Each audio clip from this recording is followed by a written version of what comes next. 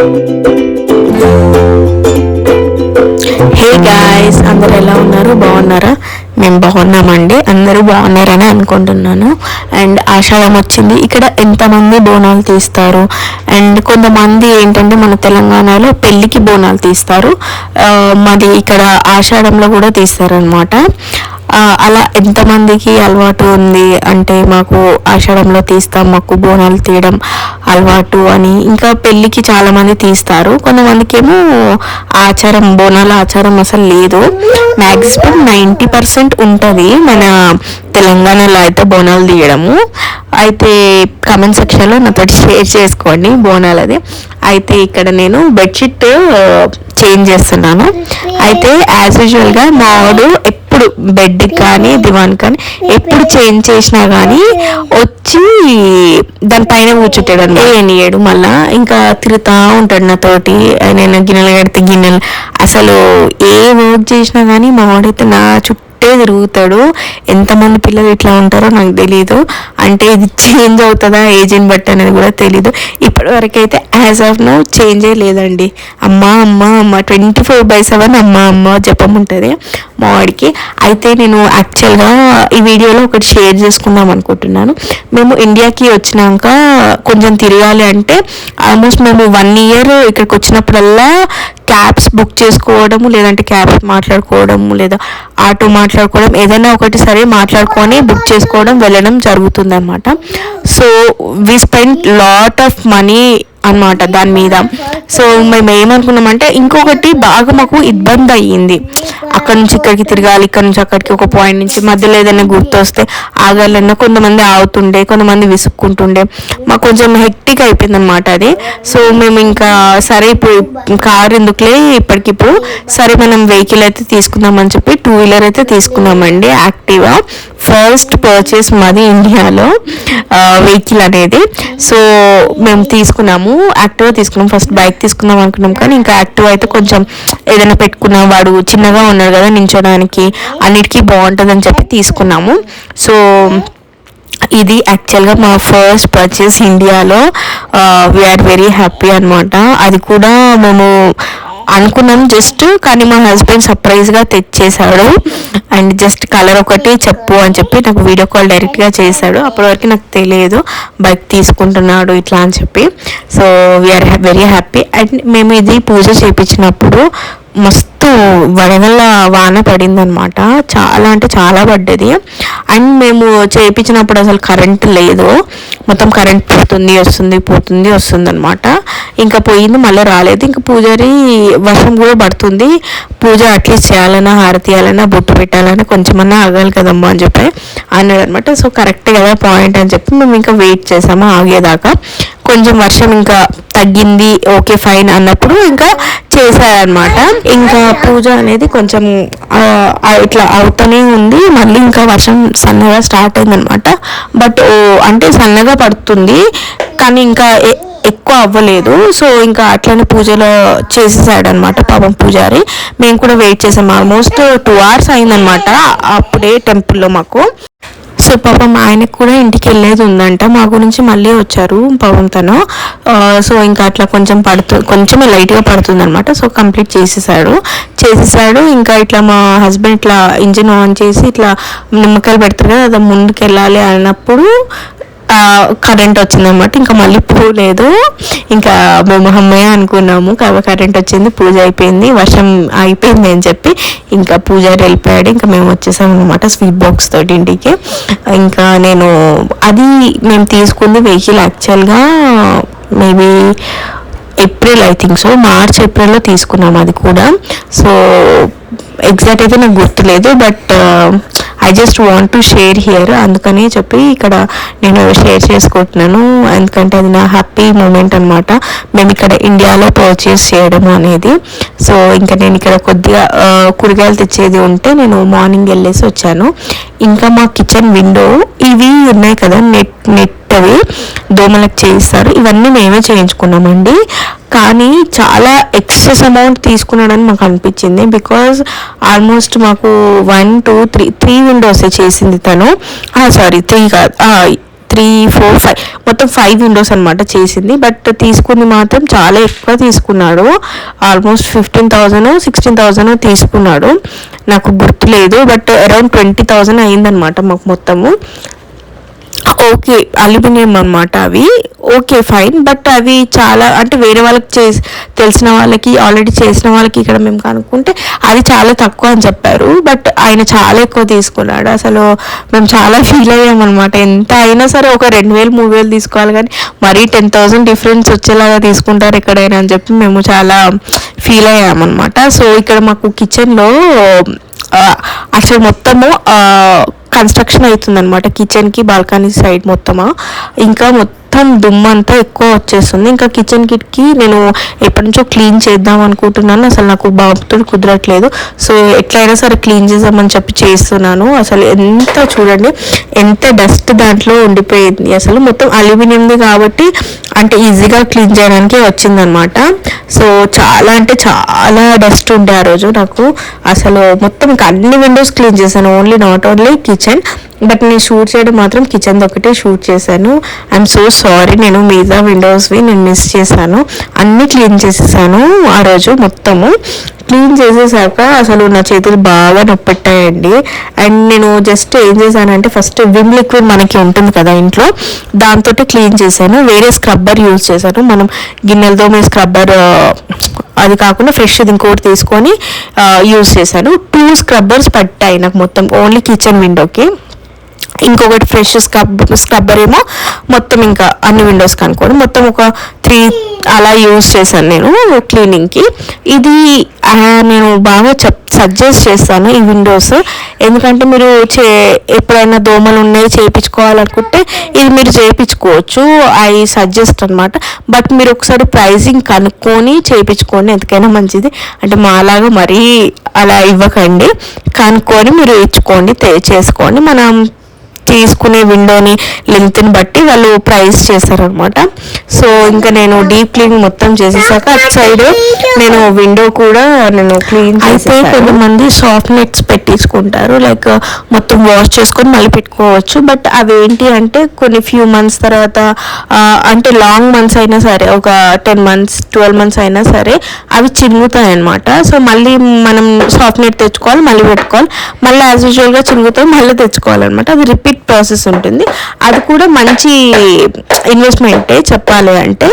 మనం ఈజీగా ఎప్పుడు కావాలంటే అప్పుడు తీసేయచ్చు, అంటే ఈజీ క్లీనింగ్ అనమాట అది.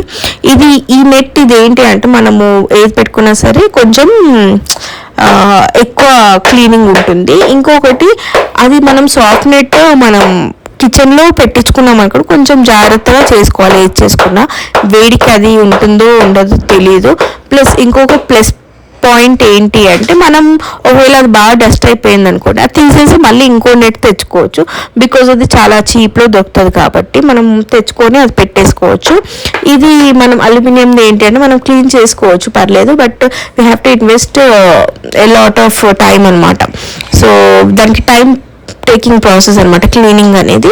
సో ఎప్పటికప్పుడు క్లీన్ చేసుకున్నా కానీ ఓకే. కిచెన్ మాత్రం కొంచెం ఆయిల్ అదంతా పట్టుకుంటుంది కదా, కొంచెం అది మనకి కొంచెం టైం పడుతుంది. మిగతావన్నీ జల్దీ క్లీనింగ్ అయిపోతాయి అనమాట. సో మొత్తం నేను క్లీనింగ్ అయిపోయాక పెట్టేశాను అనమాట. అసలు నాకు చూసినాక అబ్బా ఎంత బాగుంది అనిపించింది నాకు. ఎంతైనా ఆడవాళ్ళకి కిచెన్ క్లీనింగ్ కానీ ఇల్లు క్లీనింగ్ కానీ ఇంకేదైనా క్లీన్ చేసుకుంటే కొంచెం హ్యాపీనెస్ అనేది వేరే ఉంటుంది. మనకి బిర్యానీ చేసిన ఫీలింగ్ వస్తుంది, కుక్ చేసిన ఫీలింగ్, తిన్న ఫీలింగ్ క్లీన్ చేసుకుంటే ఇల్లు అలా ఉంటుంది అనమాట మా ఆడవాళ్ళతో. మీకు కూడా ఎప్పుడైనా క్లీన్ చేసినప్పుడు మీకు కూడా అట్లా హ్యాపీగా అనిపిస్తుందా? మనసులో ఫుల్ ఈరోజు ఏదేదో చేసేసాము, ఏదో అయిపోయింది అని చెప్పి అనిపిస్తే ఒకవేళ కమెంట్ చేయండి. నాకైతే అనిపిస్తుంది, చాలా హ్యాపీగా అనిపిస్తుంది అనమాట. ఎందుకంటే నాకు బాబుతోటి రెగ్యులర్గా ఏదైనా సరే క్లీన్ చేసుకోవట్లేదు కదా, నాకు టైం దొరికినప్పుడు లేదంటే టైం కుదిరినప్పుడు చేసుకోవడం జరుగుతుంది. సో అలా అలా చేసినప్పుడు మాత్రం ఫుల్ హ్యాపీగా. కానీ ఏ మాటకు ఆ మాట చెప్పాలి, కానీ ఆ రోజైతే నాకు ఫింగర్స్ బాగా నచ్చాయి అనమాట. బాగా అంటే బాగా నచ్చినాయి. కానీ ఇంకా తప్పదు కదా, చేసుకోవాలి మన ఇల్లు కాబట్టి. అయితే మీరు ఒకటే అబ్జర్వ్ చేశారా, మ్యారీడ్ ఉమెన్ అంటే 90s కిడ్స్ కానీ అంటే రీసెంట్గా మ్యారేజ్ అయిన వాళ్ళు కానీ, ఒకటి మనం అబ్జర్వ్ చేసుకుంటే మనం స్లోగా అమ్మలాగా అయిపోతున్నాం అన్నమాట. అంటే ఆమెలాగా చేయడం కానీ, ఆమెలాగా ఉండడం కానీ, ఉన్నదిలే అంటే మనకి చేత కాకుండా కానీ చేయడము, ఫీవర్ వచ్చినా కానీ ఎవరి మాట వినకుండా చేయడము, అంటే అమ్మ ఒకటి కదా అట్లా చేస్తుంది. మనం ఇంకొకటి ఓపిక అనేది పెంచుకుంటున్నాం.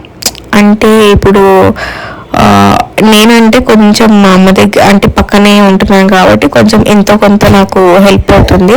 ఎంతో కొంత కాదు, నాకు చాలా హెల్ప్ అవుతుంది. టు బి ఫ్రాంక్, నేను ఒక్కదాన్ని ఉంటే మాత్రం నేను అసలు హ్యాండిల్ చేసుకోలేను. బికాస్ ఇంట్లో ఎవరైనా ఒకరిది సపోర్ట్ ఖచ్చితంగా ఉండాలి, అది మాత్రం నేను చెప్తాను. అంటే వైఫ్ అండ్ హస్బెండ్ వర్కింగ్ ఉన్నా పర్లేదు, ఒకనొక టైంలో ఇద్దరు ఒక దగ్గరే ఉంటారు.